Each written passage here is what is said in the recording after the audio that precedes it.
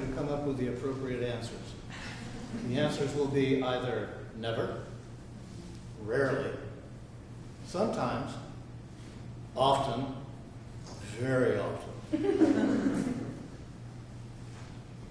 I wish I could control my emotions more easily. Never. By the way, this is to be done silently. Do it any way you like. Okay, so possible answers are never, rarely, sometimes, often, very often. There are aspects of myself I don't want to think about.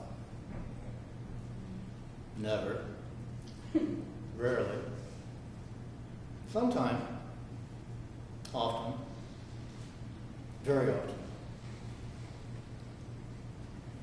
When I have a bad memory, I try to distract myself to make it go away.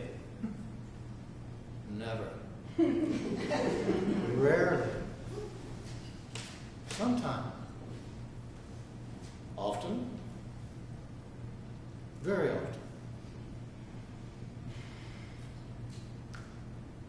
When I walk outside, I am aware of smells or how the air feels against my face.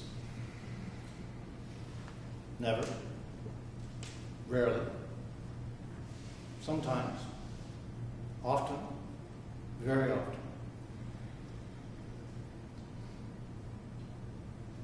When I'm talking with other people, I am aware of their facial and body expressions.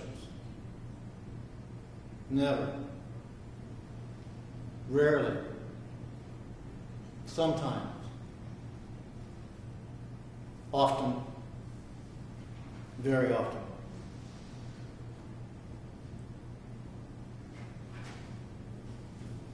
Which leads us into today's experience of mindfulness. So what is mindfulness? Mindfulness means maintaining a moment-by-moment awareness of our thoughts, our feelings, our bodily sensations, and the surrounding environment.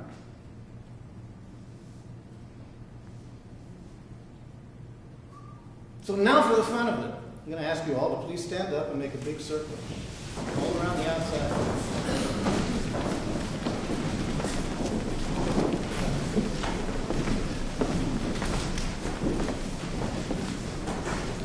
So what we're going to do is, without holding hands and kissing and making over each other, oh, I know. We're going to put this to work in movement. It's called mindful walking. And what I want you to do is I want you to, when you walk, we're going to go in a clockwise direction. Everybody see this? You're going to go over this way. Feel your heel make contact with the floor and then the ball of your foot. And then move this in your awareness from one foot to the other.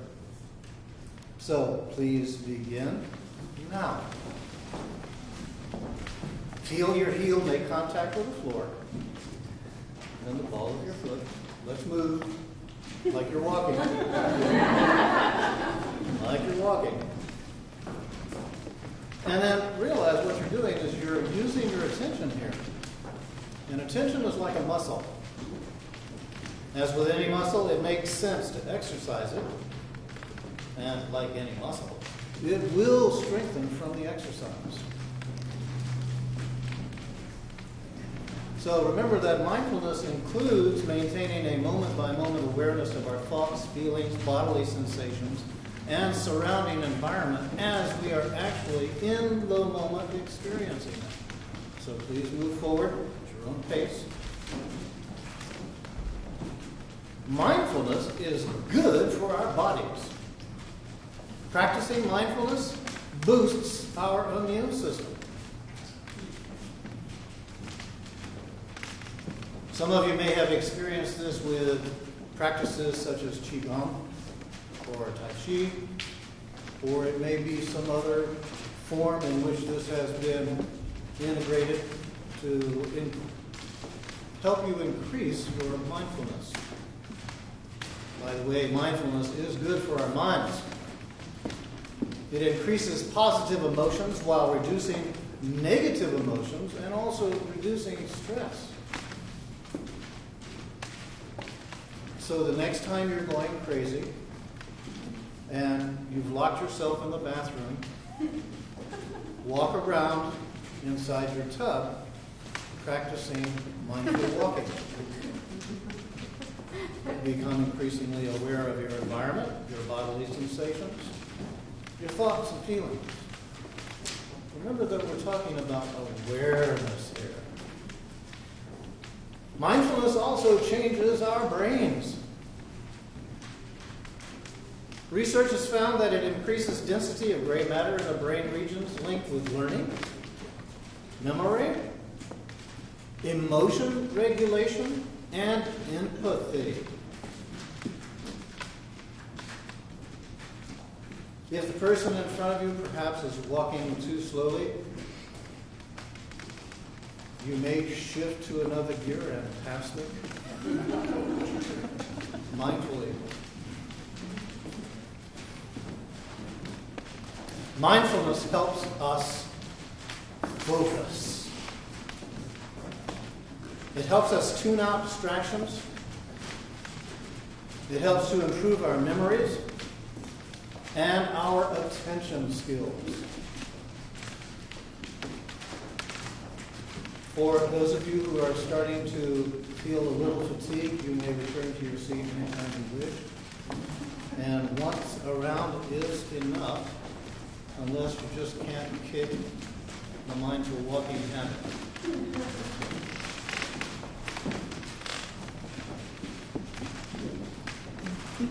Mindfulness fosters compassion and altruism.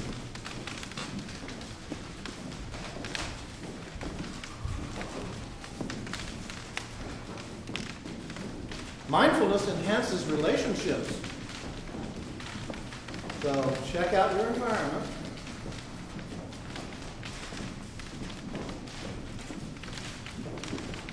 See if anything in your environment shows up.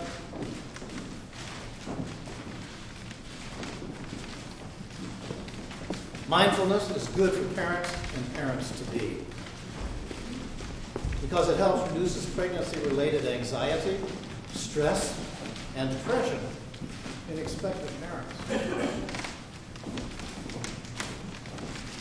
And as we have a few of you here today, and perhaps even more of you to come, all of you might want to be listening to this.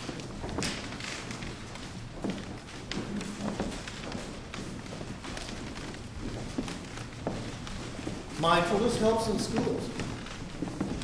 Mindfulness in the classroom reduces behavior problems and aggression among students. It improves their happiness levels, and it also helps in their ability to pay attention. Please be seated when you would like to.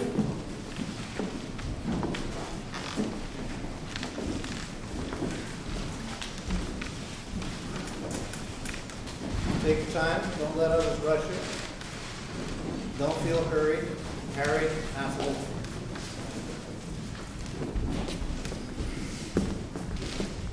A mindful person is able to create new categories. Now, this may sound strange to you, but consider that mindlessness results when we don't know that we've subscribed to categories. But think about it. We live and experience reality, generally speaking, in a conceptual form. We don't see things afresh and anew every time we look at them. Instead, we create categories and then let things fall into them.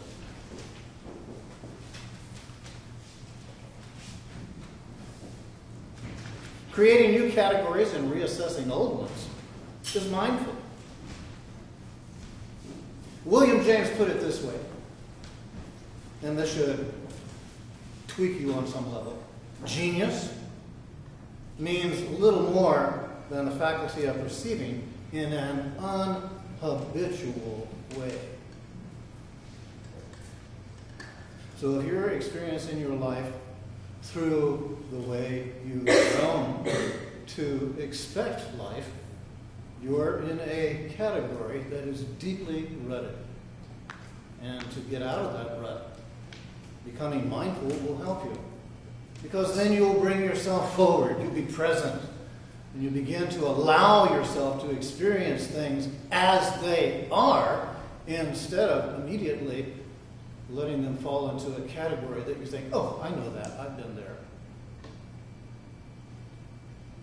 You have an openness to new information when you are mindful. Whereas before you're less inclined to be open to new information, especially if it's threatening.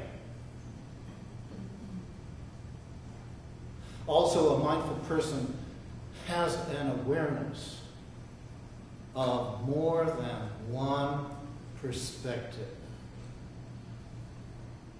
Nothing quite like meeting a dead end. You probably have met it inside your own head. The one who repeats the same thing over and over and over again, as if it were a living reality, when all it is a dead habit being revived so that it can appear to be real. So your attention then becomes more open and receptive to process, doing, rather than outcome, result. Most of us have become so trained to do things for outcome that we miss the doing. We're only doing to get where we want to go. And most of the times, if we do get where we want to go, it's not quite what we thought it was going to be. So mindfulness opens you up to where you begin to live in the present, experiencing the present as it is for what it is, instead of having all of your assumptions become the filters through which you have the experience. Also, you're going to notice that the more mindful you become, the more you trust your own intuition. Instead of the old way of, oh, that can't be real, oh, that can't be right, you open yourself up to, you stay present in the moment. You allow all of your perceptual faculties to be alive, alert, and working, and you're able to live in the moment as it is. And trust what insight, what information you get from being present. There's nothing more exciting and at times more scary than intuition, because it leads you off the map. You're driving along. Your guidance system is working really well. And the next thing you know, you get this really weird sensation coming in, and you say, where did that come from? What is that about? It jars you out of your dead brain thinking and brings you to a place of the possibility of being present. If you look at imagination, you see its close alignment with intuition. Because even if you say, intuitive I'm not, imaginative you are. And your imagination is simply another name for intuition. And when you look at it this way, you begin to realize that imagination really is a key to perceiving differently. So, I've asked you questions. You've answered them. Honestly, maybe C, maybe no. You've had a little mindful walk that you can take home and practice. As a matter of fact, you could leave here today mindfully. Not a guarantee, but a possibility. You see, this really is fifth dimensional reality presenting itself in the form of opportunity to help us to shift out of who we believe we are into who we are becoming. Thank you very much for your attention, and carry on.